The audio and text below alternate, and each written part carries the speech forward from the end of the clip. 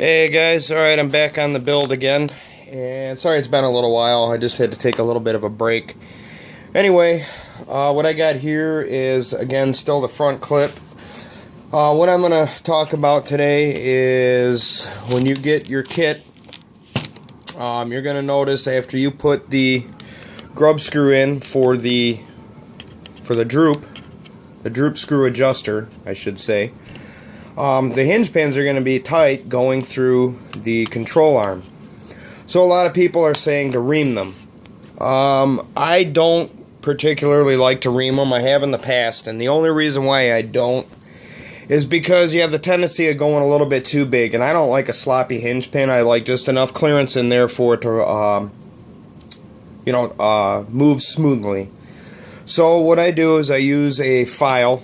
I know it takes a little bit longer, but at least you can go a little bit and check it, go a little bit and check it. So I just use one of these. This is almost the exact same size as the hinge pin. You can probably find these at a Harbor Freight or any machinist tool shop or whatever. These I've had in my garage for probably 1.5 million years. Anyway, and then all you're gonna do is stick the file through there. Hold this camera for me. Alright, I got a camera assistant here. She's gonna hold it just like that. Okay, and then all you're gonna do, guys, is stick the file through, and then you're just gonna file it. You want upward pressure, and just file it down, and then check your hinge pin. When you're done, when the hinge pin just basically slides right through with no issues at all. And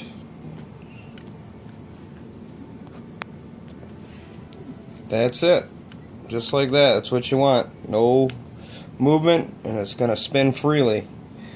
So I'm going to go ahead and get this built and then see if I can do another video. I've already done the other one too. I will show you guys. See how it just drops right through? That's exactly what you're looking for. It's no slop, no nothing. So that's all you need. Alright, hopefully this helps out. I don't have too much to elaborate on. Oh, one other thing. The differential. After it's built, this is the front case. You're going to notice there's 2 shims in the front, and there's also shims for the rear. These things are purposely going to be tight. They don't even say, I don't think they say it in the manual. I haven't gotten that far in the manual. I'll find out, but at least on the front it didn't say it was tight. You put the 2 shims in right where they're supposed to say, and you're going to notice that it's not going to be completely smooth. It's going to be a little bit crunchy in some spots. That's perfectly normal. They want this thing really, really tight. The rear especially, I will show you guys that it's going to be crunchy and tight, but after a few runs it's going to loosen up.